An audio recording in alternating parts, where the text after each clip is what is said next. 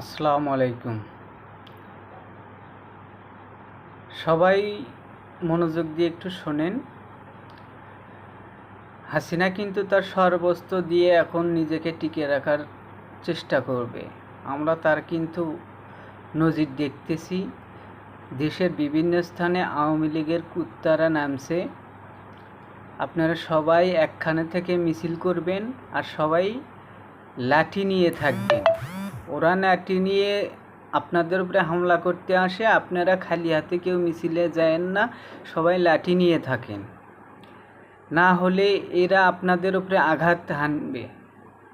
এ পর্যন্ত বহুত আঘাত করছে, আর আঘাত সহ্য করার সময় নাই। আপনারা অবশ্যই লাঠি নিয়ে যাবেন কালকের আন্দোলনে, না হলে কিন্তু ওরা আমাদের উপরে অনেক আঘাত হানবে। সবাইকে এটুকু বলছি, আপনারা